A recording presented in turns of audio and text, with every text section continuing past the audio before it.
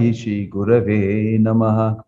Shri Chaitanya Manobhishtam Sthapitam Yena Bhutale Swayam Rupa Kada Mahyam Dadati Swapadantikam Vandeham Shri Guruho Shri Yuta Padakamalam Shri Gurum Vaishnavamsha Shri Rupam Sagrajatam Sahagana Raghunatan Vitam Tang Sajivam Sadvaitam Savadutam Parijana Sahitam Krishna Chaitanya Devam Shri Radha Krishna Padan Sahagana Lalita Shri Vishakan Vitamsha Nama Om Vishnu Padaya Krishna Prastaya Bhutale Srimate Bhakti Vedanta Swaminiti Namine Namaste Saraswate Deve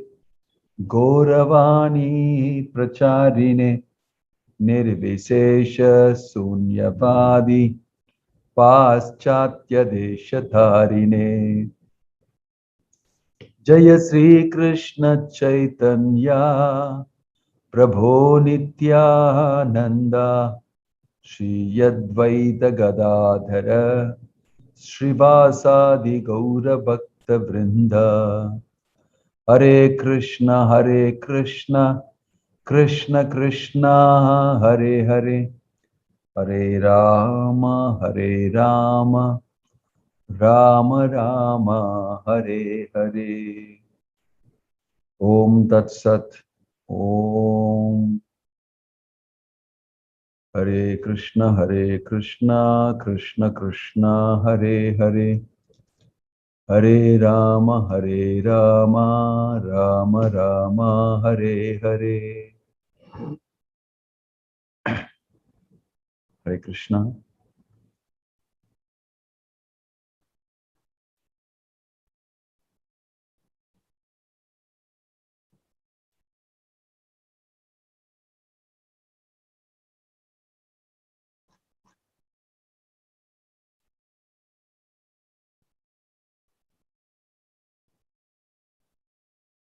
Hare Krishna, can you hear me?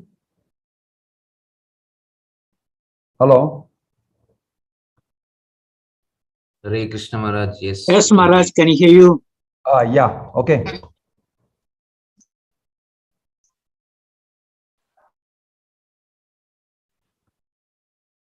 Om Tat Sat. Welcome to all of you.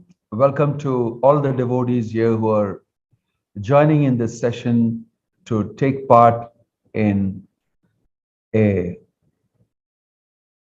experience of the Ramayana and the wonderful, amazing activities of the Supreme Personality of Godhead when he appeared in this beautiful form and performed such loving, deeply emotionally soaked pastimes with his devotees. And there are so many wonderful lessons to learn on how we should conduct society, how we should conduct relationship, how we should conduct ourselves, and how human society can be progressive and finally very successful in achieving the goal of human life. The whole Ramayana, like we discussed yesterday, is replete with these types of pastimes meant to instruct humanity. Whenever Krishna appears in this world, he makes sure that with one stroke, he achieves many objectives. Speak about multitasking, and I think he is the founder and he is the father of multitasking. Paritranaya sadhunam vinashaya cha dushkritam dharma samsthapanarthaya sambhavami yuge yuge. Although Krishna first says, Dharmasya glani yada yada hi dharmasya glanir bhavati Bharata, I come to set right dharma and those people who spoil dharma. Then he says that there is also paritranaya sadhunam involved. I protect my devotees. Actually, Acharyas tell us that actually those things Krishna can do by sitting in Vaikuntha and Goloka Vrindavana himself. It doesn't have to take pains to come here to kill a silly demon. He can do that right from their remote. These days, people can send a drone, small one, like a fly, an insect, and go and kill somebody very far away and come back after having taken a shot of the dead body of that person. So they're very proud about the fact that they can kill people incognito using a machine, using a drone. What to speak of what Krishna can do, but why does he need to have to come here? So acharyas are saying that that's not the real reason he comes for, although he says so. There's a much deeper reason, and that reason is that he wants to perform these loving pastimes with his devotees and enjoy these reciprocations with them. And the devotees to enjoy that. So Krishna comes here to be with his devotees, to perform pastime with his devotees, give them pleasure, and he also gets pleasure by being with his devotees. He is a great reveler of these relationships. That's why it's called Rasaraj. Rasaraj Krishna. He is the enjoying the king of rasas. He's the king of rasas and he enjoys this kingly rasa experiences, mellows of relationships. So you can see Ramachandra Bhagavan fully absorbed in that. And his devotees also, along with him, going through various types of emotions, very deep emotions. Like I said earlier, sometimes people wonder what you guys are going gaga about something. A blue-eyed boy, some cowherd boy takes a few cows and calves along with some boys to the forest, and you go all gaga about it. He kills a few demons or something, and oh, you talk so much about it. What's so great about that activity? It's something, something we have come through and we have bypassed and we have come a long way. We don't do that type of rural stuff and village stuff like the village idiots do. We do super jet set stuff. Look at Elon Musk taking people to Mars for a thrill. Look at people dashing around in cars.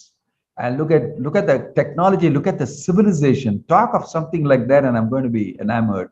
But if you're going to talk to me about a blue-eyed boy or a blue boy taking cows and calves and then sporting in the forest and eating on rocks and trees and does all these things. I mean, where does it relate to me? I don't know how this story is good. Naturally, you would not know because it's not about the external feature of the story. It's about the deep experience and relationships of love and bhakti that are being so nicely swept across in waves and waves that the spirit souls they are concerned are going through. Who can even talk about it?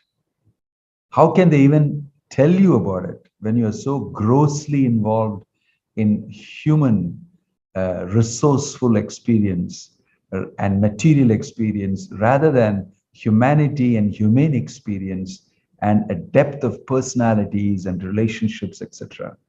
So as society, so-called civilized society goes ahead, we become thinner and thinner and shallower in relationships. We may be becoming wide in terms of material life and material experiences and forward thinking and civilization and science and whatnot. But actually what's happening to us is we become thinned out. Our threshold level is very, very low for any challenge to any small relationships we have. We immediately snap. We snap immediately. But in the Ramayana, you will see how deep is the personal capacity of each person. How deep is the personalism of each person. And it reaches an epitome in Lord Ramachandra. And his relationships, and his dealings. Yesterday, we spoke about the opposite of it, how Mantara has influenced Kaikeyi, and amazing reversals took place. We have to be ready to know the worst of the things can happen in this world, and the most unexpected thing can happen between people and in relationships. This is a sad part of material relationships. And we have to keep up with it. Expect the unexpected. I was told when I first came into Krishna consciousness that you should, as a person, as a preacher, as a person who's willing to foray into the realm of material living and present absolute truth in relative status, you should expect the unexpected always and be ready. Be highly resourceful. And I've seen that all along. It is like that. If something is not supposed to happen, it will definitely happen. That's what I understand. If the worst thing you have taken care of and it's not supposed to happen, it's going to happen. And by the time your mind is already tamed and it's already knows how to do it in case it happens. And more often than not, it happens. That's the amazing thing. But Kaikeyi never thought this would ever happen, that she and her love for Rama will turn around 180 degrees into hatred for him within a few hours and minutes, and history will completely change. Neither did Dasharatha, who was accosting Kaikeyi, able to understand. He kept on saying, "What happened to you? You're gone mad? How can't expect who turned you around like this? Who said all these things to you? I just can't take it that how you can turn around 180 degrees like this against me, against Rama. What has Rama ever done to anybody? Even his subordinate speaks so good about him. He has not one single enemy. And you want to be the only enemy of Rama? How did this happen to you?" He was not able to understand. And you will see all these deadly reversals happening. And these are not only something that Ramayana as a story carries. It actually happened. It happens to many people's lives. In fact, we don't know some of the things that happen to us. The coronavirus is a deadly reversal on people, and has permanently changed human thinking all over the planet in many different ways. People have changed, definitely. So these reversals are a part of our life, and how we react to those reversals.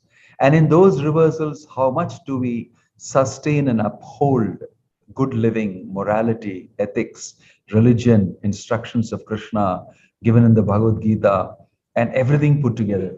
Sometimes very difficult to balance all these things and juggle things together.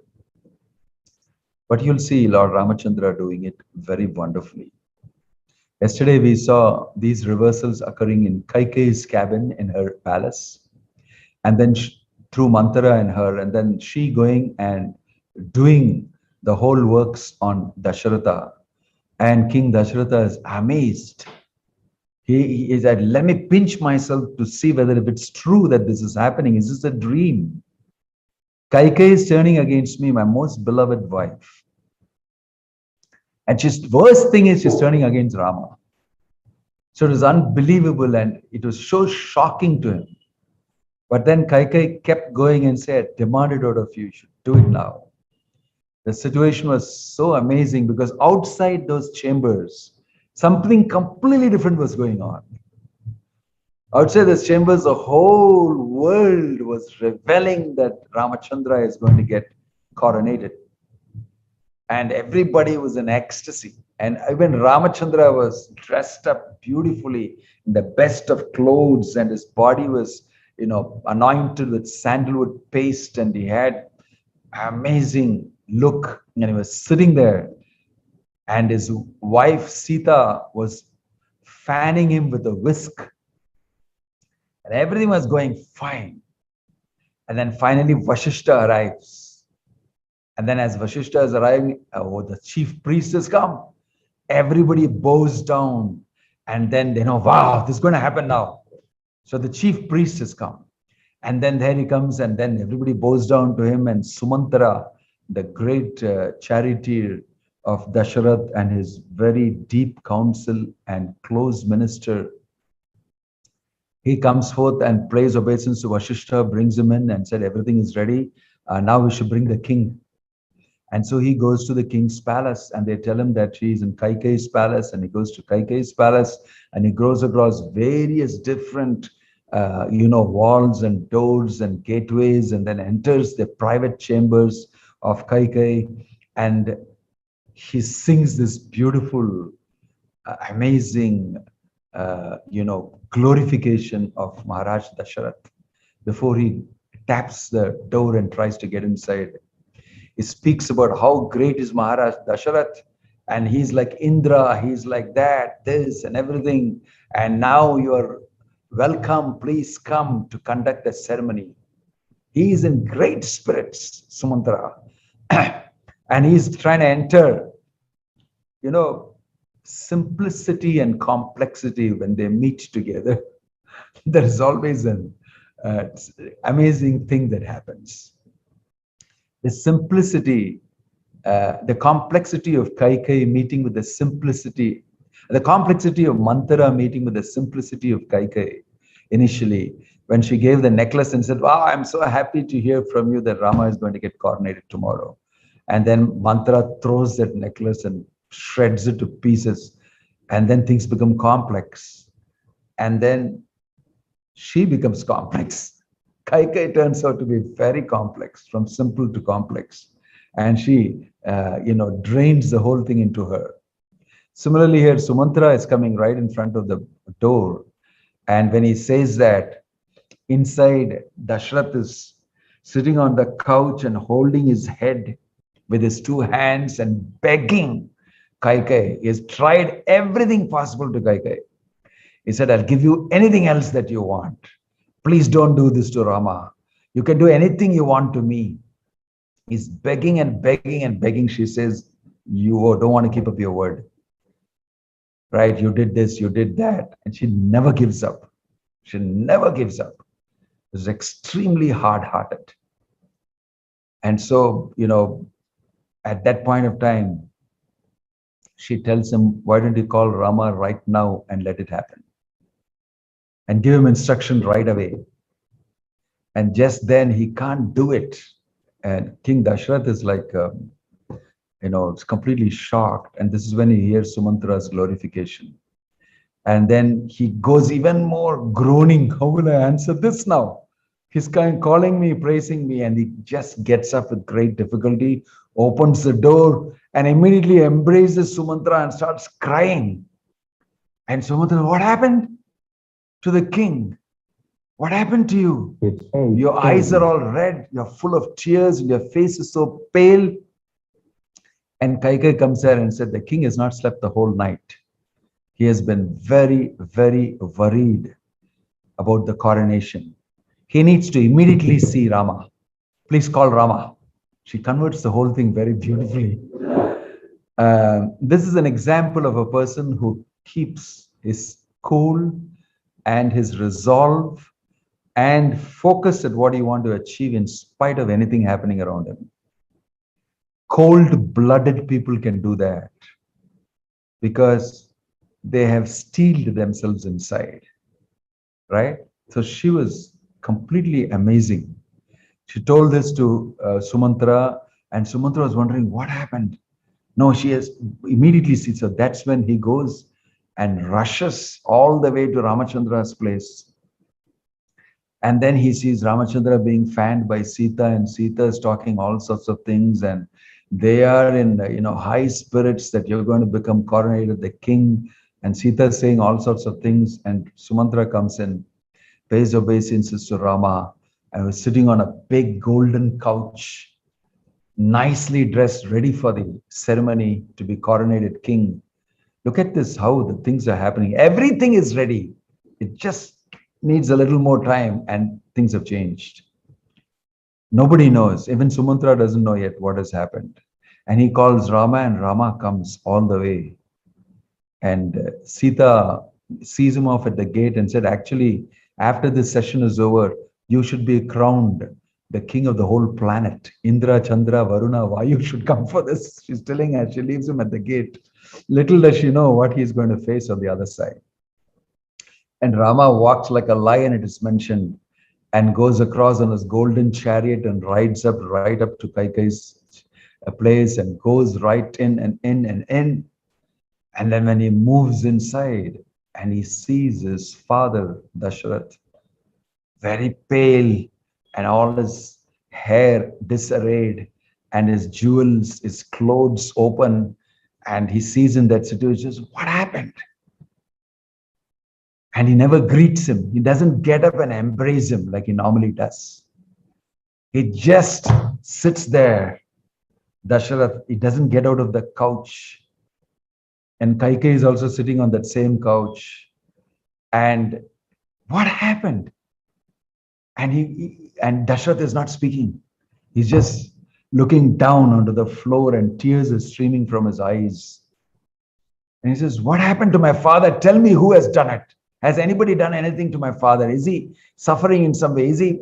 And then he goes down to his mother at Kaikeyi and says, what happened? Please tell me. He becomes very disturbed, Rama. And then Kaikeyi very smoothly answered that your father is very worried about certain things he needs to do, he has promised to do, and the challenges that he has in doing it and keeping up the word he has given to me.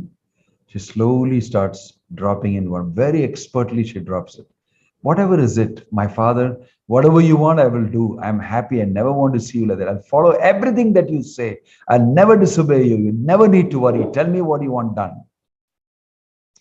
And then Kaikeyi says, your father is very, very reluctant to tell you what he wants you to do. But I'm sure that you would like to carry out the words of your father, isn't it? And she takes out from him also. Of course, I will do anything my father says. Of course. And it's let my father say so. And I'll do anything. And then she waits, and Dasharatha doesn't open his mouth at all because he's not able to talk.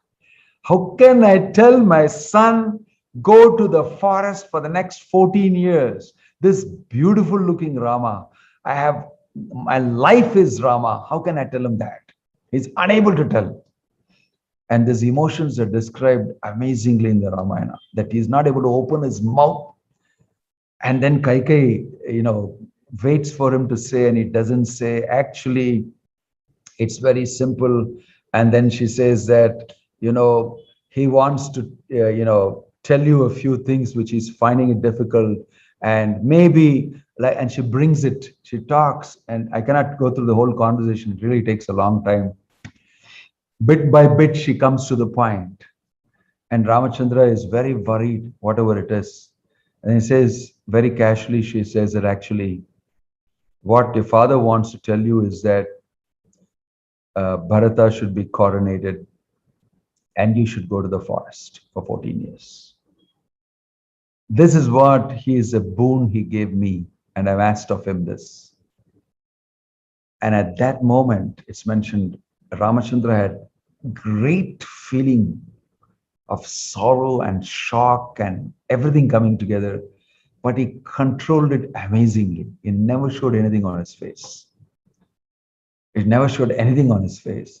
And he immediately said, so be it. If I have to go to the forest, I'll do it right away. Father, why should you worry? You just have to tell me. I'm here to carry out everything that you say. And hearing that, he left out a groan, Dasharatha, that my son Rama is going to go to the forest and he has read me fully and I'm not able to tell him, and he's agreeing. And then he gets more angry with Kaikeyi. But Kaikeyi very coolly tells him this. And he says, Mother, if that's what is really troubling him, I am ready to do it right away.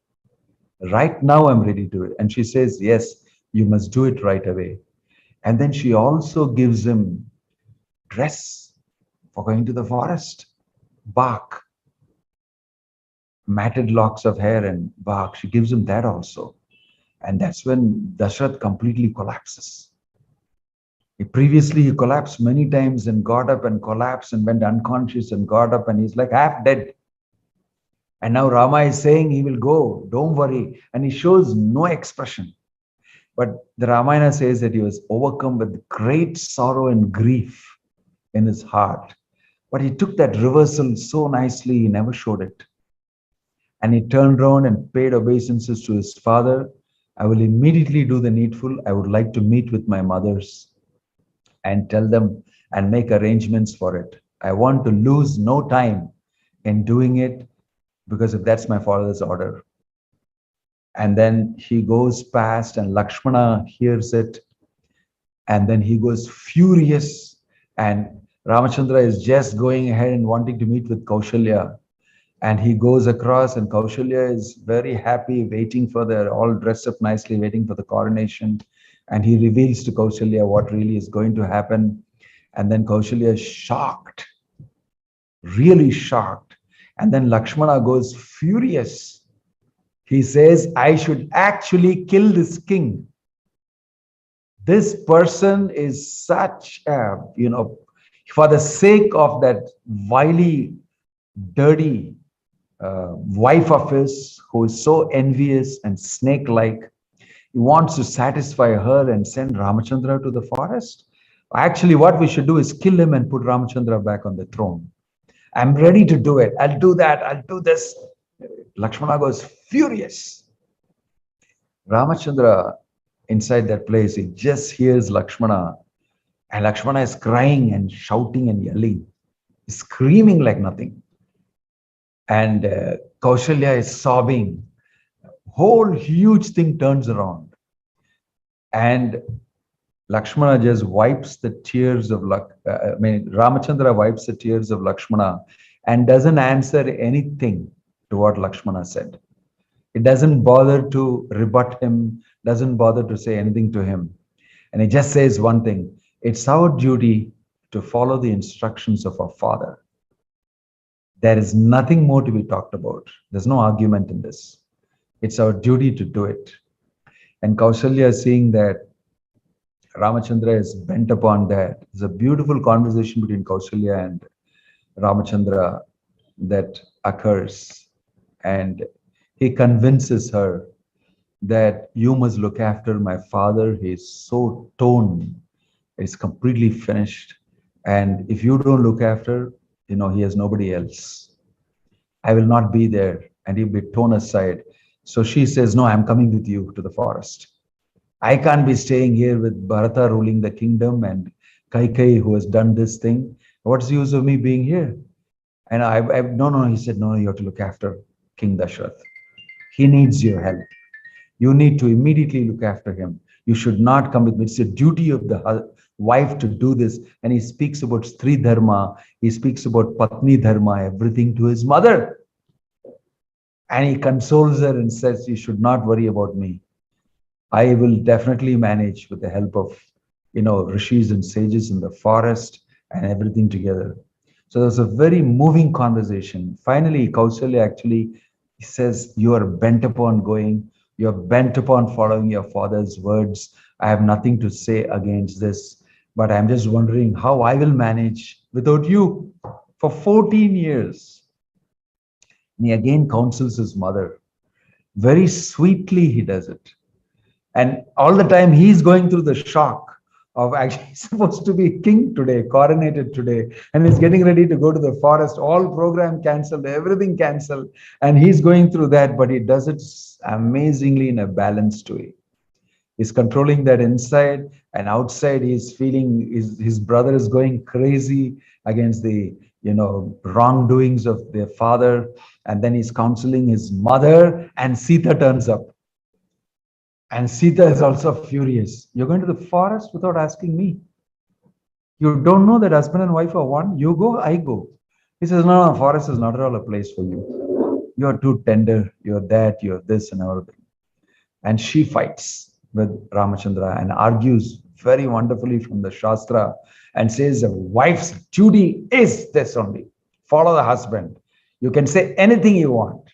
I'm not going to be without going with you. Wherever you go, I go. And that's another thing that he faces. And then finally he succumbs to that. Both Lakshmana and Sita, they are with him. And he goes back.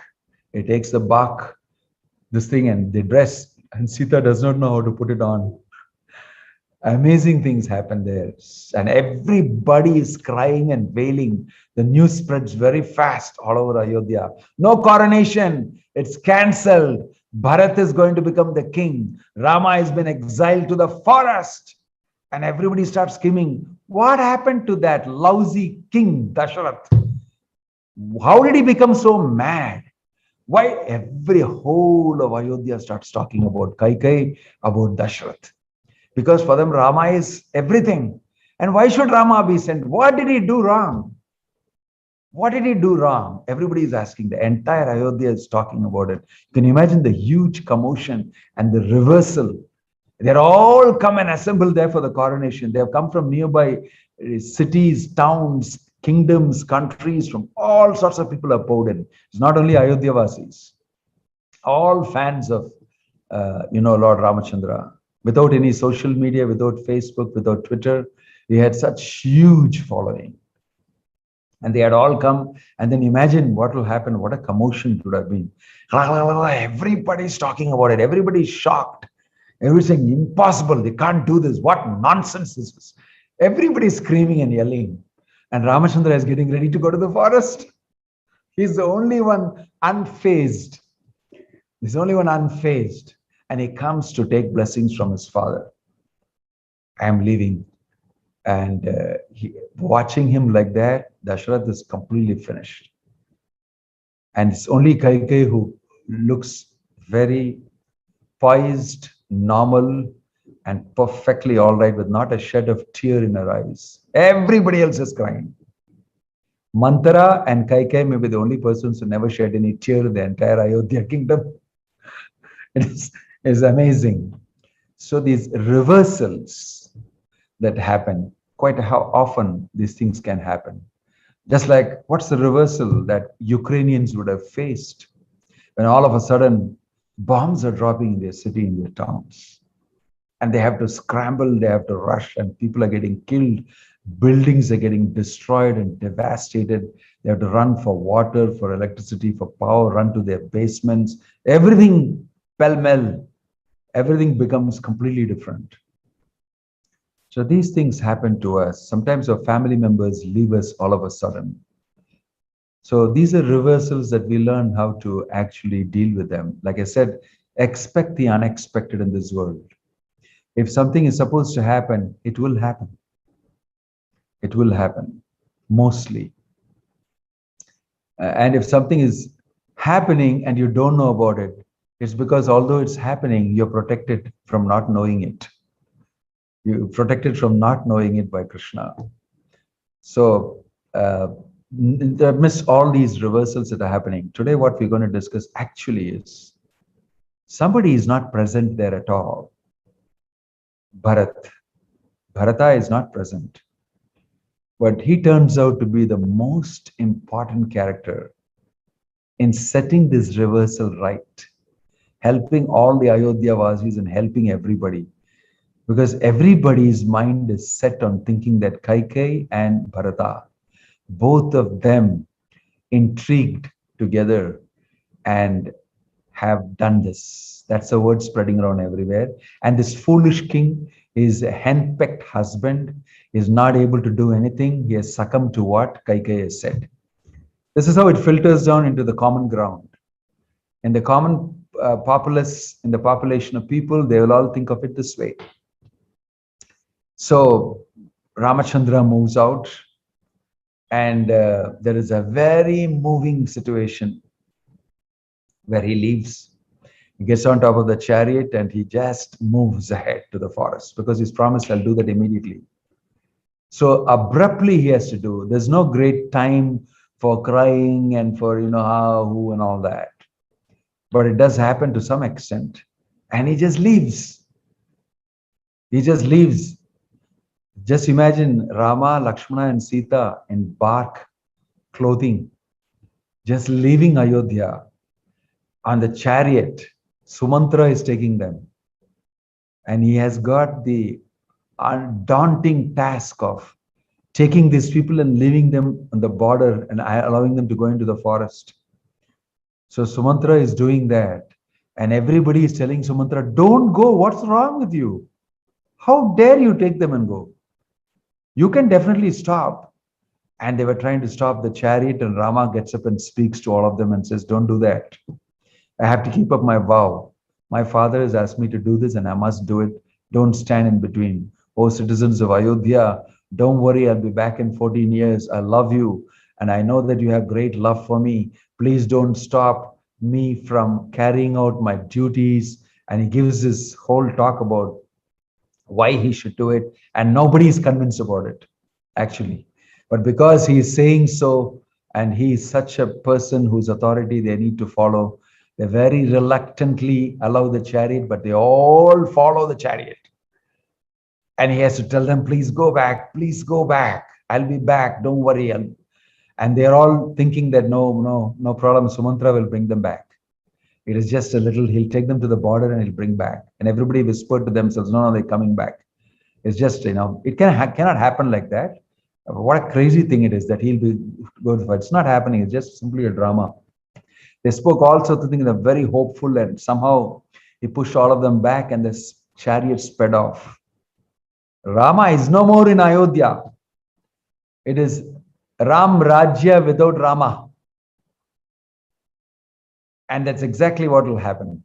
It is Ram Rajya without Rama. But let's see how it unfolds. That's the interesting part of it. So back here, King Dasharatha is like unconscious, fallen down. And Kaushalya is, Sumantra comes back after several days together. And he comes back, and when he comes into the Ayodhya, he covers his face with his upper cloth. He doesn't want to see anybody because his chariot is empty. And he's clock coming inside, and everybody's looking at him and said, you didn't bring back Rama. Why did you leave Rama? How did you do this? What sort of a person are you? Everybody's whispering as he comes inside and telling him on the streets, on the roads, everywhere. What sort of a person are you? We thought you'll bring him back. We thought you're just taking him for this. And he just covered his face. He didn't answer anybody and came back all the way and reported to King Dasharatha.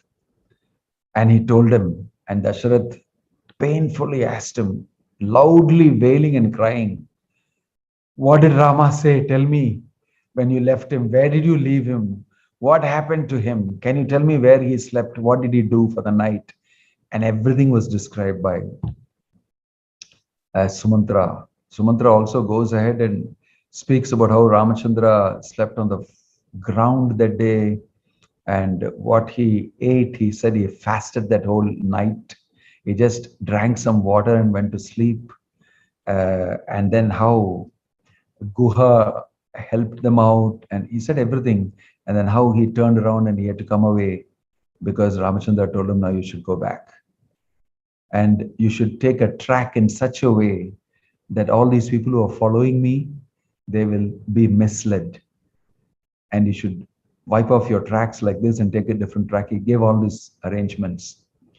And then Sumantra left. So he recites all these things to King Dasharatha. In the meantime, now that this has happened, Dasharatha actually gradually becomes so depressed. He cannot see Rama. Then he tells Sumantra that, please take me. Please arrange a chariot. Let me go and see my Rama. I cannot last for another moment. I have to see him. Did you send for him all the supplies? Did you tell him this? Did you tell him that? How will that poor boy who's used to such princely luxury here ever manage in that forest? I am feeling so much. And, he expresses his affection and love and everything. And then Kaushalya, reprimands him with some bad words, and lots of things happen there. It's like highly emotional piece of conversations going on. Finally, King Dasharatha actually leaves his body. He dies, unable to get feel separation. And he tells Kaushalya the story that this is what had happened, and I'm bound to do this. This is bound to happen to me, and I'm bound to die like this. And this way, gradually, he died in his sleep. And the next morning, the big Chanda Mela and all came to wake up the king, and the king never got up, and they came to know he's gone. And there was a big wailing and crying of all the wives of Dasharatha, and many things happened. And they all came to know that this is the next calamity. One is Ramachandra goes, and then Dasharatha passes away. So at that point of time, Vasishtha takes over and says, we need to do what's necessary to be done. And there's none of the sons of Dasharatha are available here. Neither Lakshmana, nor Rama, nor Bharata, nor Shatrughna. How is it that we're going to conduct the funeral? We need their sons. So they preserved the body of Dasharatha in oil, and they sent word for Bharat to come back immediately. He is the one accessible immediately. So the whole retinue of people went, and they were told what to say and what not to say. Don't speak about Dasharatha passing away. Somehow bring him here. And they land up there, and then they tell Bharata to come and everything, and they don't say anything to him. They say urgently you're required. So Bharata knows that something is wrong, but he doesn't get to hear what is wrong. They say, no, it's okay, everything is fine, it's going on as usual. And so Bharata leaps across. It takes 7-8 days for him to ride down and come. And when Bharata comes, now is the real great conversation. Bharata comes to know why the whole of Ayodhya is so dull, and there's such a dense thing hanging in the atmosphere. Why nobody is looking at me? Why people are not greeting me? Why there's nobody in the streets? Why it's like this? What happened to all? And he moves and says, something is wrong. Then he comes right up and sees his mother first, comes to her chambers and says, where is father? I came to see him. I don't see him in his chambers. I don't see him in the palace. And he comes to meet his mother, and his mother said, wow. She got up and she was so happy, and she embraced Bharata, and it's mentioned, put him on her lap, and then started talking to him. And he said, everything is fine. My uncle is doing fine. Things were fine, everything. She talks some word, and then says, mother, where is my father? What's happened? I don't see him in this thing. Oh, your father, my dear son, he ruled wonderfully. He did great things in this world. And then finally he had to join heavenly kingdom. She very nicely put it, saying that, and then what? My father is no more? What are you saying? So she said, he has gone to join a heavenly abode. He died? Oh my gosh, he falls down and he rolls on the floor and loudly cries. And he said, I was not there to see him when he died. Oh my gosh, how unfortunate I am. I should have been there with me, my dear father. And Kaikeyi simply keeps quiet and watches how Bharata suffers separation from his father. He is learning from his mother that father is no more. And he rolls on the floor, and he just recollects, father is so sweet to me, so kind to me. He would call me, he would touch my cheeks, and he would brush my shoulders with dust. And he was so soft, he was so nice to me. And I'll miss my father very much. I could not speak to him. What are the last words he spoke? I should have been there. After a lot of lamentation, and his mother Kaikeyi said, the last he spoke was, oh Sita, oh Rama, oh Lakshmana, oh Sita, when will I ever see you? He spoke out of separation from him. He said, what? Lakshmana, Rama and Sita were also not there when he passed away? And slowly she's telling Kaikeyi, very, very strategically explaining and watching the response. And then says, no, they were not there because Ramachandra was exiled to the forest for 14 years. He says, what? And Bharata cannot believe it. Not only are you telling me that my father is passed away, he's dead, and now you're telling me that even Rama is not here, Sita is not here, Lakshmana is not here. What happened here? Tell me exactly what happened. He becomes furious. And then she says, no, no, no, I'll tell you what happened. And then she slowly reveals, you know, this king has given me a boon long back, and I decided to take this boon all for you. Whatever I've done is done for you. And then Bharata says, what is it that has happened? And he asks for details and details, and he's gradually getting to know. And Kaikeyi is putting it in installments very strategically. But one point of time, she thought that my son will be very happy now to hear this. I did all this for you. I took hold of the opportunity and asked for the boons that was due to me. And I said Rama should go to the forest for 14 years and you should be crowned king. And the king agreed. And he told Rama to go to the forest. And he died out of separation from Rama. That's what happened.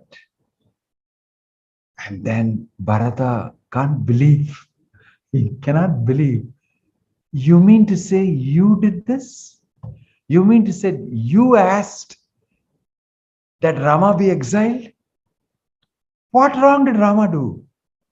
Did he look lustfully at somebody else's wife? Did he steal some Brahmana's wealth for him to be exiled to the forest? What wrong did he do? And then see, and Kaikeyi comes, no, Rama is not of the type of a person who will ever look at anybody else's wife. You know, he has the highest ethics and morals and religiosity and everything. Actually, Rama did no wrong. All this I did for you because you should be crowned king and you should enjoy the kingdom. You should be, and then it dawns on Bharata. You did this for my sake? You are a foolish lady. No, you're not foolish. You are a mad lady. He goes completely wild after that. He starts screaming like nothing. The Ramayana describes him scream like that. You think that I am going to enjoy the kingdom after killing my father and sending my brother to the forest? I will sit down here and enjoy the kingdom. How foolish can you be? Rama is everything for me. Rama is my brother. Rama is my father now. I want him here now. I am never going to listen to your plans. You are a foolish lady. You are an envious person. And you're speaking like these things about my father and this thing. You're completely off. What do you think you are? And then he just starts a tirade. He starts yelling and screaming at his mother. And then he says, you foolish woman, you are the greatest curse on our race. From hereafter, you're not my mother. You're not the queen of this place. I reject you immediately. I am going to go to the forest. I am going to tell Ramachandra to come back. I want to tell everybody in Ayodhya, I did not do it. I don't know anything about this. I was not involved in this at all. It's my foolish mother who has become somebody's, the recipient of somebody's advice, and she has done this. And then he starts screaming at Kaikeyi, and for the first time, Kaikeyi starts thinking in her mind, I've done something wrong. Maybe it didn't work out. My son is not the least bit happy with me. That's when she started thinking, maybe something went wrong with what I did. And when Bharata, the last response she ever expected out of her dear son Bharata is, Mama, you did this so wonderful. You did this for me. I'm going to become Viha. She expected something like that. But her son was not the least bit some foolish person. He was a great devotee of Rama. And so she immediately proclaimed there, and the news spread because he was screaming, and all the soldiers came in, the aides came in, and everybody, and he was screaming at his mother, and his mother was sobbing and crying on the floor because Bharata was stretched all over the floor. All his ornaments and everything were broken and lying around, and his whole clothes were torn, and he was, rolling on the floor, thinking about what's happened. Rama has gone to the forest. My father has passed away, and my silly mother thinks that she has done something good. At that time, Kaikeyi saw, this is an exact replay of what I did. to deceive Dasharatha and get the boons from him. And in front of her, she saw the same thing is happening to my son, but it's genuinely happening, is actually going through it. I feigned it in front of Maharaj Dasharatha.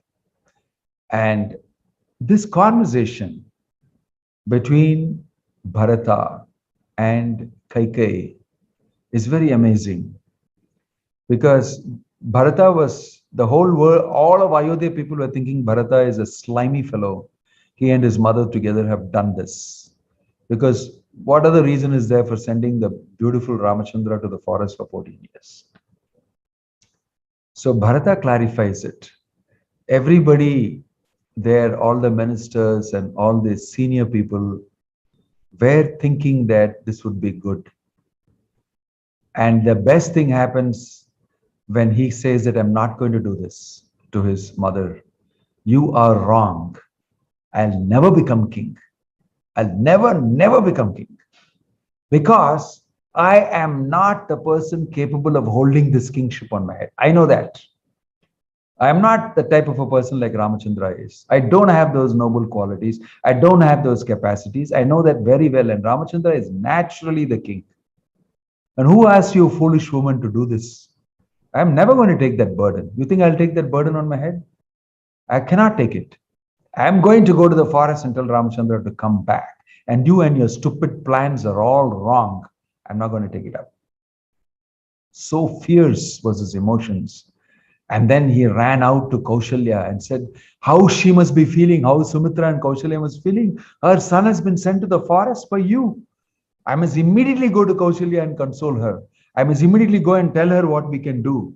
And he rushes with Shatrughna behind him. When she rushed to Kaushalya, Kaushalya is just coming out of her chamber. She's fully white clothed, because her husband has passed away. And she's so pale. She looks at Bharat and Shatrughna and she faints and falls down. Then they both go and then pick her up and they say, my dear mother, and then sprinkle some water on her. And then she wakes up and said, Bharata, now you must be happy.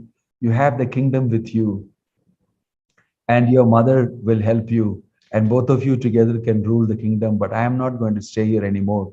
Please, Bharata, before anything happens, you are the king now. Arrange for me to go to the forest and stay for some time with Ramachandra. I may leave my life there. I cannot stay here anymore. Your mother, the evil Kaikeyi, she can enjoy the kingdom along with you. And I'm sure you're happy about it. You can imagine the bang, first bang Bharata gets. Then he says, you don't know what I'm thinking. I am not at all involved in this. I just came to learn that my stupid mother has done this. Please understand. For me, Ramachandra is everything. He is my father, he is my brother, everything. I am going to go to the forest and get him. I will never occupy the throne because I cannot do it. He tells, and Kaushalya for a moment understands, and then she knows that he is very innocent. He doesn't know about it. And he's my son. And then she embraces Shatrughna and Bharata and says, I know what you're going through. And then there's a very emotional, both of them, all of them sit and cried out. So much so that the attendants had to take them personally and put them back in their rooms and they cried to sleep. And the next day, Bharata is confronted by many. It's mentioned that Bharata is a person who faced the greatest negativity. People all were thinking that he's the fellow who masterminded this along with his mother. So it seems that the next day he had to go to sleep. He was warned that people are waiting to finish you in Ayodhya. So it seems that he got up early by 2 o'clock to take his bath. Because if he did go at 4 o'clock, 5 o'clock for his bath, people were waiting to stone him, it seems. Stone him to death. And so it seems he got up very early and took his bath and went away. And he had to do this successfully every day because people were waiting to finish him. because the common folk don't know what's the real thing going on in the story. And Kaushalya gave him a bang first, and then he explained, no, I'm not like that. I'm not thinking, I didn't take part in it. And imagine what a huge negativity about him floating around. And he had to battle with all these things. And then he comes, and then the next, after 14 days, the funeral rites take place, and there's a very moving description of the funeral rites, and both Shatrughna and Bharata are crying and raising their hands to the sky and crying, who will protect us? Rama is not here. My father has left me. And they were just wailing and crying. And so many emotional things are described very beautifully in there. And 14 days pass through somehow or the other. And on the last day, all the rites are done. And they call for a meeting, all the ministers, and tell Bharata that, because they didn't talk to anybody about it, because for 14 days and everybody's in mourning, nobody's talking much. On the 14th day after that is over, they call the meeting. It's very urgent. The land is, Ayodhya is without a king and people will go crazy. So Bharata, you must take the throne. And all of them were thinking, yeah, he will happily take the throne, which is rightfully yours. It has come about for you.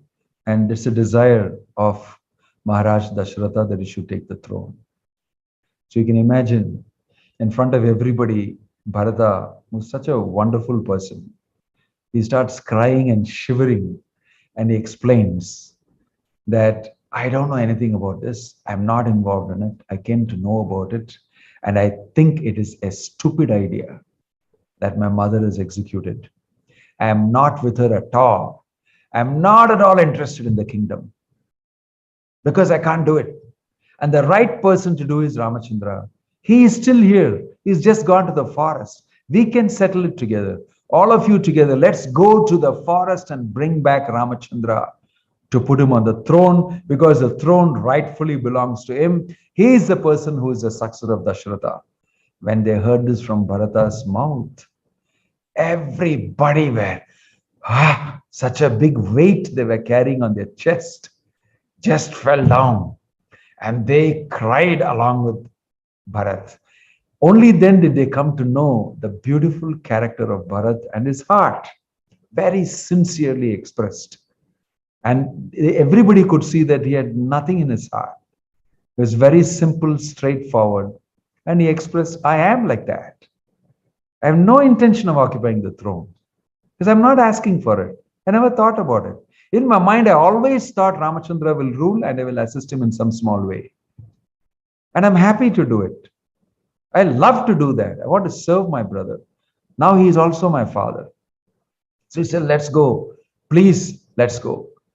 And then they made these massive arrangements, roads and wells and this and that, and a whole army took forward with Bharata. So let me pause here. Bharata again meets with problems, negativity with Guhan. Guhan also sees a big army and says, why has he come to the forest with a big army if he wants to meet his brother? Obviously, he's come to take over him and fight him and finish him so that 14 years later he can't even return. That type of whisperings were going around. And so Guhan also checks when Bharata comes with due respect, he welcomes him and everything. And then he said, everything is open to you, but I just want to know one thing so that I can be clear in my head. Have you come to fight with Lord Ramachandra and Lakshmana, and so that you can ensure that your throne will not be lost even after 14 years? Or have you come to, it hits him so badly. Bharata again cries in front of Guhan. And he's shivering, his lips are quivering. And he said, I have come to ask Lord Ramachandra to come back and take the throne. I am not for that plan of my mother at all. She did it on her own. I'm never part of it. Please understand, I want to bring back Ramachandra to occupy the throne. And he feels, my gosh, everybody is asking me this. Everybody thinks I've done it. You know, sometimes in this world, you did not do any wrong, but you're wronged all the time. Some funny type of karma you may have. And nobody understands you, and you're struggling to explain to everybody. And there's such a paradigm that sticks through that nobody believes you, nobody lends you an ear, nobody bothers to understand from the bottom what really happened into details. Everybody gets carried away by rumors. Rumors reign supreme. And many times you have to, bite your lips and your teeth and grit and bear it and work your way slowly towards the truth. Gradually, people get to know. But this material world, negativity spreads much faster than the truth. Truth always trails behind negativity. Truth always trails behind rumors. And you need to have strength of character to tide past that. Bharata, you later see that he made the best of his effort with Ramachandra. And Ramachandra said, no, I have to carry on. You have to go back and be the king. And he said, I will not. I will not. That I also decided. So Bharata, and we will talk about that later because Bharata and the conversation Bharata and Ramachandra is very beautiful also. Bharata lands up there. But the best part of it is this last portion, that Ramachandra is settling down. He comes and Gohan, takes care of him and he crosses the Ganges, goes to the other side. He's told to go to Bharadwaja ashram. He goes and meets with Bharadwaja Muni, and Bharadwaja Muni tells him where he should stay in Chitrakoot. He shows him the way, and he comes to Chitrakoot, and Lakshmana builds a beautiful thatched hut, and they settle down there. And Sita and Ramachandra slowly like the forest life. They're finding it so amazing seeing all the rishis and sages take their bath, and the birds and the animals and the thick vegetation there and the butterflies. And Sita is amazed. She's running around here and there. Wow, look at this flower, look at this butterfly, how nice it is. Look at that. And Ramachandra is reciprocating and sort of settled down in the forest. Everything is fine. And one day they are sitting down and enjoying the scenery. They have done their morning duties and everything. And they're sitting and talking together. And Lakshmana, when Bharata comes to Guhan and this thing happens, and then he says, I want to know what Ramachandra did. Where did he sleep? What did he eat? What did he tell you? Please tell me. He's very emotionally asking. And Guhan tells him that they fasted that night. And in the night, Ramachandra and Sita slept here on a straw, on grass that was laid down. He refused to accept anything else. He said, now I've taken a vow of forest life. I have matted locks of hair, and I should sleep on the ground. So Sita, and then Bharata starts crying. He slept on the ground here, under this tree, on grass mat, made just like that with loose grass. And then he asks, what about Lakshmana? Lakshmana, he watched both of them sleeping on this type of a situation, and he cried. And he said, when my brother Rama and his beautiful Sita, my mother, is sleeping here like this, how can I go to sleep? I will never sleep. I will completely stay guard and watch when he sleeps. He took a vow that he'll never sleep for the next 14 years. Lakshmana actually never slept. Every time Sita and Ramachandra went to sleep, he stayed guard, never slept. And they didn't eat. They drank some water. Hearing this, Bharata will start shedding tears. Hearing the ascetic vow of Ramachandra and what all he did. So, the best part of it is when Lakshmana is sitting along with Ramachandra and Sita and watching and enjoying the scenery and the rishis and sages and very light at heart and being very happy. At that time, suddenly there's a huge dust in the distance, and all animals are running helter and skelter. And then Ramachandra is watching from here and said, what's that?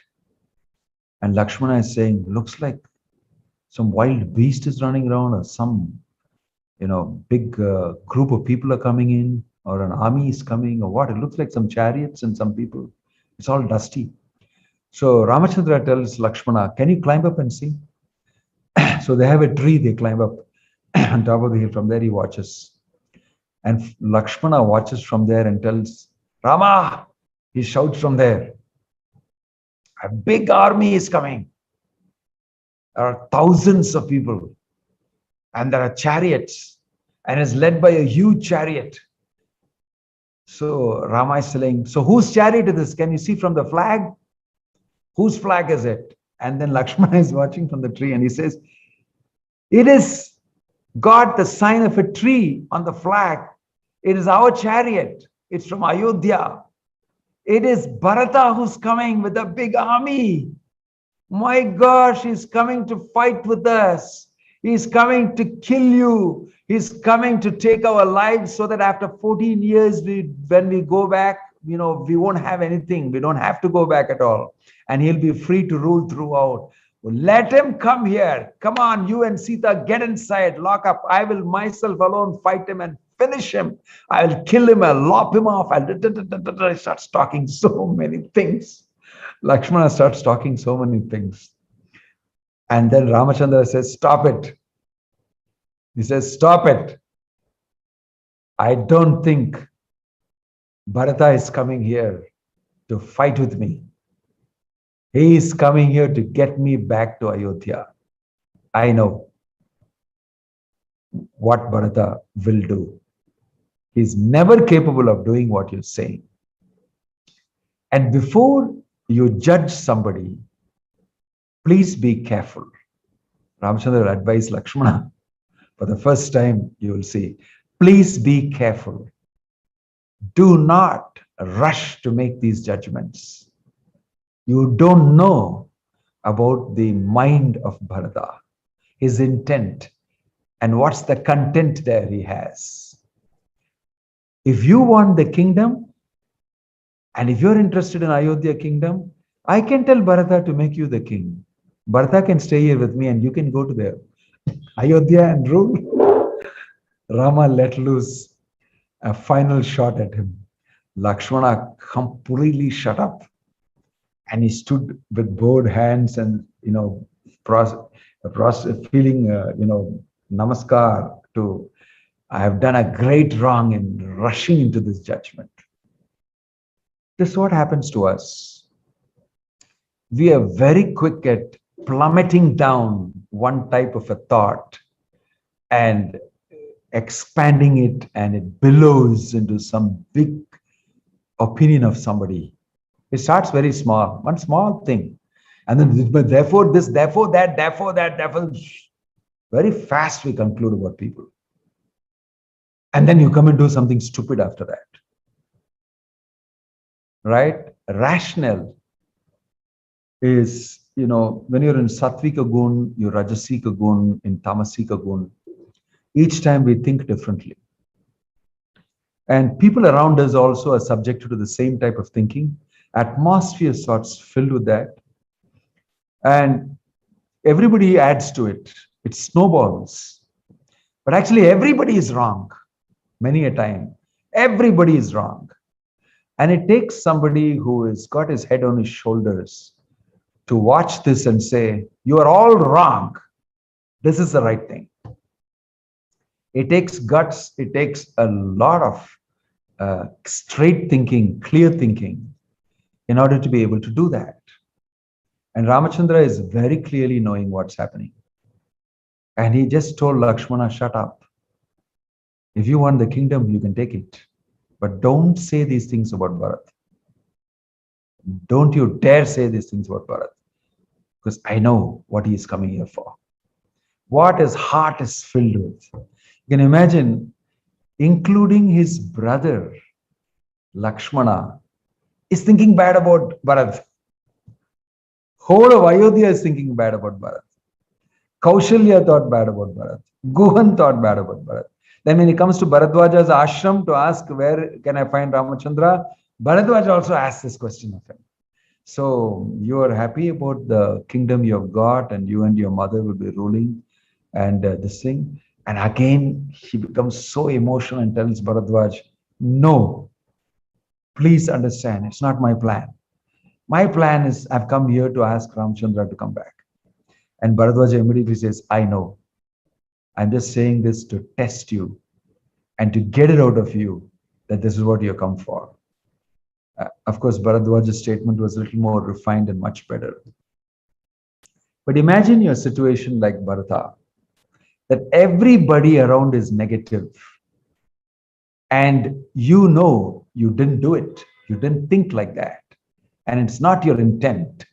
What would you do? How would you fight this?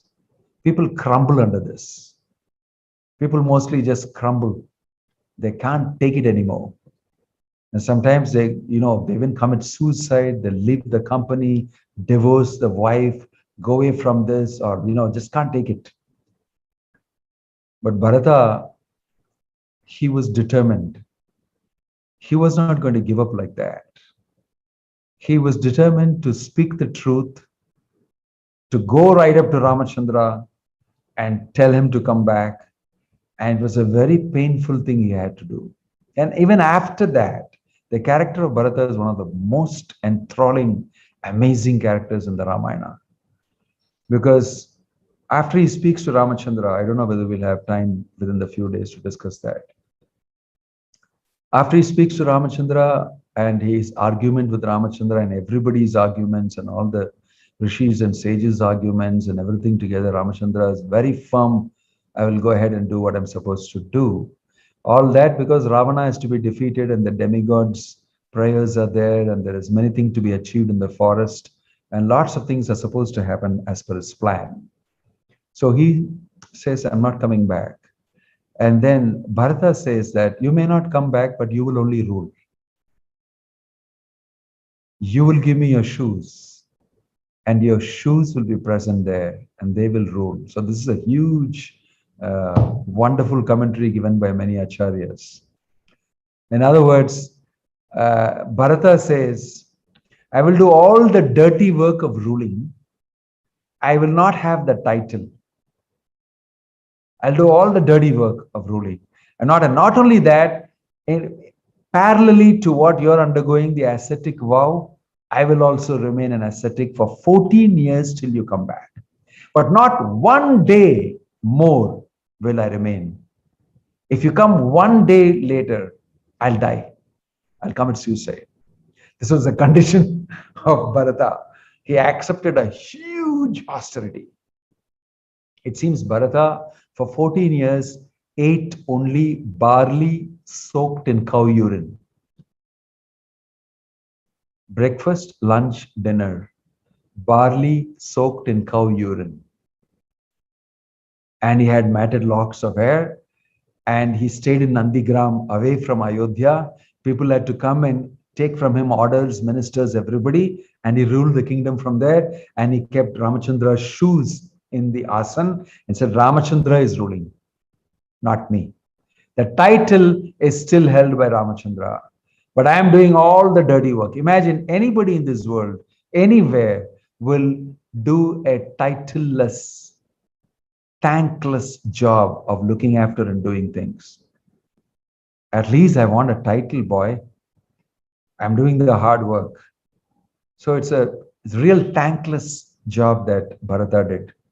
And on top of that, he went through this austerity of being an ascetic, just like his brother. On top of that, he said, I'll not eat anything but this. So he stood in Nandigram and he did, I don't want any opulence, I want no palace, nothing. I'm staying in a raw hut. He ruled the kingdom from there. And he said, on behalf of Ramachandra, I'm doing this proxy. So you can imagine the character of Bharat, that he accepted, I call it the Bharata syndrome, that you are given a job to do and you're told you don't have a title, you won't get any money, you won't get any facility, but you have to do. You have to be like, I think even Mother Teresa and all the Nobel Prize winners for great service done to humanity wouldn't have gone through this type of austerity. She got titles, she got Nobel Prize, she got things piled upon her. And Bharata ruled completely different. It's very difficult to do that. Sometimes, the services that we do for Krishna in this world, devotional services like that, nobody gives you praise. Nobody would even speak few encouraging words. Imagine Bhaktivedanta Swami Prabhupada, 70 plus years old. All he has is himself. He goes to foreign lands and he's talking to people who don't know anything about any culture. And he has got no help, no money, no men. And he's trying to make the world Krishna conscious. And his God brothers all reject. He tries writing to everybody, please come. You be the president of the society. I shall be under you and I shall follow what you say. This is a letter written to his senior God brothers in Gaudiya Mutt. And they wrote back saying, no, no, no, we better be a big fish in a small pond rather than come there and become a small fish in that big pond. They gave this analogy and wrote to Prabhupada and said, you are Abhay Babu and you know many things. You are a businessman. You can do all these things. If I come there, I'll be a small person in front of you because you are a very capable person. Although I may have the title, you will have the ability. And so I'll become a small person in front of you. So I'm not coming. They openly said it because I'll not have title properly. Right? So titles are very important to people in this world, and we understand that, and we do award titles so that we can get out of them the best. But sometimes, we want titles that are too big for us, or we are too small to occupy that title. To use Shakespearean terminology, like a dwarf in king's clothing in Macbeth. Lady Macbeth is saying this, like a dwarf in king's clothing, that you wear the king's armor and everything, but you're like a small guy. It's like too much for you. So Bharata said, I don't want to do it because I'm not capable of doing it. But I'll do under the blessings of Ramachandra. His shoes will be here and he is really ruling. But I am, if at all doing anything, I'm doing by the blessings and by the powerful empowerment I'm getting from Ramachandra. And he was very sure about it. So when we do service to Krishna, we always know that in spite of me having abilities, material capabilities, nothing will happen in devotional service to the Lord unless Krishna sanctions it. You can have the great ability. This is my personal experience. You can have great abilities, but you will sit and fret and fume because nothing will work. So it doesn't work by your abilities. It works by Krishna's blessings, by Guru's blessings, by the Acharya's blessings, by seniors' blessings. Definitely. And Bharata knew that. He knew that I don't want to enjoy this title. For what? That's not the goal of my life. The goal of my life is to serve Lord Ramachandra. And here is a chance for me to do it. I will be an ascetic. I will eat frugally. I will only rule on behalf. In proxy, I will rule. I don't want a title. I need amazingly good governance for those 14 years. There was no problem. Everybody in Ayodhya were very happy. He kept everybody very happy because he spoke the glories of Ramachandra. By his dedication to Ramachandra, everybody in Ayodhya became dedicated to Ramachandra. They waited patiently for 14 years, singing the glories of Ramachandra, because that was the leadership. So that's why it says Ram Rajya without Rama. And still it flourished. Why? Because the leaders were all Rama conscious. And they made everybody Rama conscious. So Bhaktivedanta Swami Prabhupada asked us that you can remain Krishna conscious. Even though the leaders sometimes are not doing it, we can have our own setup.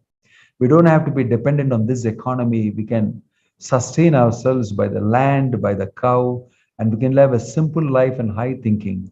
And we can keep Krishna in the center. If we are Krishna conscious, we can establish our own kingdom, a Krishna conscious kingdom. The Prabhupada often complained that people want Ram Rajya without Rama. And that's what is a modern civilization. They don't want to follow what Ramachandra has said, but they want Ram Rajya, which means that they want a title without doing the job that comes with that title. Every title has got a job description. If you don't want to execute that, and if you want only the title, which is very common thing in Kali Yuga, if you want only the title, then nothing will go right in this world. So the world is filled with many, many leaders who occupy positions but don't know how to execute for the welfare of humanity because they don't know the goal of human life. They don't know how to direct human beings to the highest goal of life, right? And how will they be leaders? Mostly they are leaders who actually have the GDP going up. They are just people who are going to tell you that you can make so much money. I give you these positions. It's all about trading with positions, money, and power politics. And it's not about any goal in human life. Everybody dies after that. They try hard for these things and become frustrated and die at the end. Nobody is successful. It is not a civilization in one sense. So Prabhupada wanted to introduce genuine civilization, Rama Rajya, keeping Ramachandra in the center, keeping the Lord in the center, and serving Him. Automatically, there is material prosperity. And this may sound like a funny model for most people in this world today. Wow, who's speaking about God? Who's speaking about religion? Who wants religion? Who wants God? We have got our own laws, man made laws.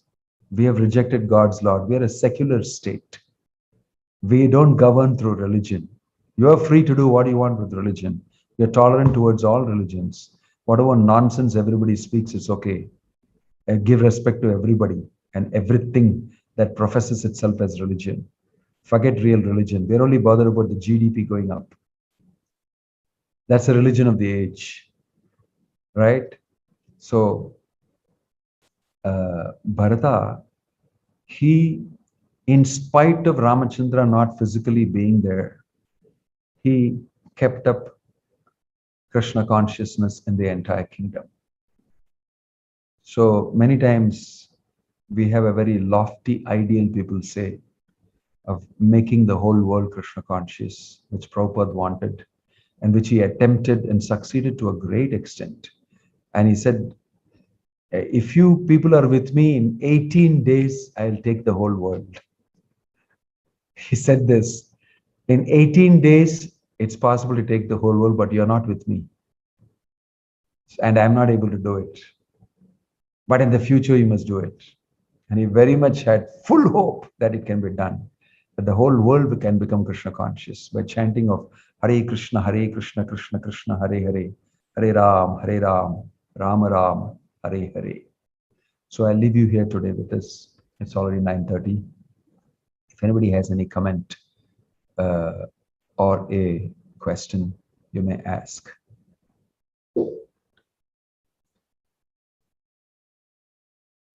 Or you can leave it on the chat.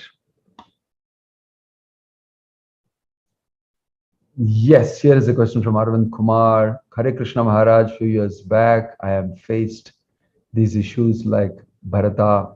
I feel shy to speak with girls, but I came to know that everyone thinks that this boy having so much arrogance, so only he is not speaking to anyone. Uh-huh. Well, it may not be exactly what Bharata intent and content may be, but I can understand that you're talking about a misunderstanding that people have about you because of something else inside you. And that way it's related. True. Yeah. So we face this in various levels. This is like maybe light, but Bharata faced at a very intense level, at a whole huge level. And every citizen was thinking like this about him. And to change everything around is a lot of effort. And Bharata went through that. And he was very successful by the blessings of Ramachandra. It was not at all like what Lakshmana was thinking or anybody else was thinking. So many times you're not understood, like I said, but we should not change our intent to suit the whims of people around us. It's always good to remain what we are. Because in the material world, the atmosphere always changes. If we change with the atmosphere, we become a chameleon, and nobody knows what your true color is. So never follow the ways of this world and the people's opinions and everything. That's why we follow Krishna's instructions, we follow Guru's instructions, we follow the Acharya's instructions. They are firm and they are the right guidance. Although sometimes it may not be accepted this way or that way, those things will disappear and very soon you will see it's the right thing to do. So we should not be swayed by what people say. Okay, you don't speak to girls because you're shy. So what? And if people mistake you for something else, well, you don't take the burden of that. Don't take the burden of that. And if somebody wants a clarification, if they ask for it, you can tell them that. Things like this sometimes it's best they are neglected. And in due course of time, when you're properly arrayed and you're properly moving in social life, people can see that it's not what I thought, it's wrong. We cannot go around changing things and trying to convince everybody I'm not like that, I'm not, I don't think like this. I mean, that would be crazy, mad life. Because people think so many things, perceptions is what drives this world. If you're going to go around, spend all the time changing all perceptions of people, you'll have no time left for yourself. In fact, your life itself will become a perception, a perception of the perception of others. So sometimes we try to clarify, and if it doesn't work out, you should leave it. It's your karma. We will stay with it and see what happens. And over a period of time, people understand what's the right thing. I don't think it's necessary to endeavor too much, over endeavor to try to change perceptions. Sometimes we try a little bit, and if it doesn't work, we have other things, important things in life to do uh, than to sit around and change perceptions. That shows that we live by our own strong internal character. We don't just live by on the basis of personality cults that can change our externals. That should not be our deep internal compass. Okay. Right. This is Dheeraj. Kaikeyi's one of the two wishes was to give the position of king. But Bharata placed the sandals of Lord Rama on the throne and said, Rama is still the king. Isn't that breaking the promise made by King Dasharatha? Ah, interesting question. Yes, but the thing is that Ramachandra did not break the promise. Bharata refused to be the king. And Bharata said, I will rule on behalf of Ramachandra, and Ramachandra is the king. So actually, Bharata has got no, order on him, really speaking. So, in one sense, that he is not breaking anything. Only if Lord Ramachandra does it, is it breaking. But Lord Ramachandra said, I won't do it. So Bharata said, I will do it. So officially, Bharata is the king because Ramachandra said so, and because Dasharatha said so. So legally, officially, he's not breaking it.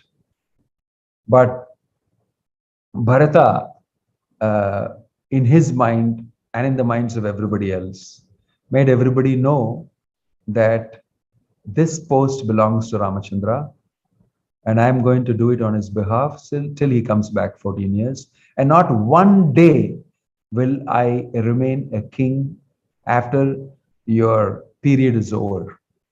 In fact, in the end, you will see that Ramachandra will send Hanuman immediately go to Bharata and tell him, because we'll take some time to come. All of these people who want to come in the Pushpaka Viman and all that, we may get delayed, and Bharata will go kaput. So you go ahead, and Hanuman went ahead and told he's coming. He's already relieved, he's already on his way. That's how he stopped Bharata from going off. Bharata was ready. I'm going off. I'm committing suicide. One day, I'll not wait. One kshana or something like that. I don't remember exactly, but something like that.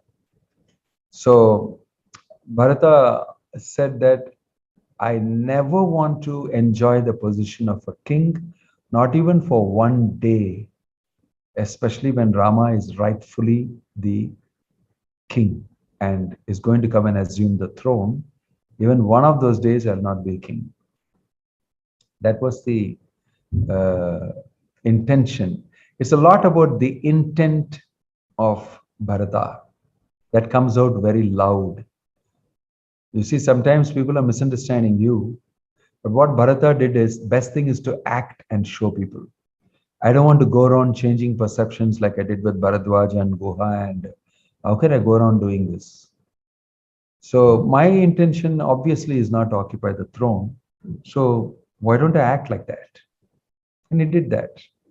Whatever people may think and say, I am going to rule like this because it's the order of Ramachandra also on me that I should rule.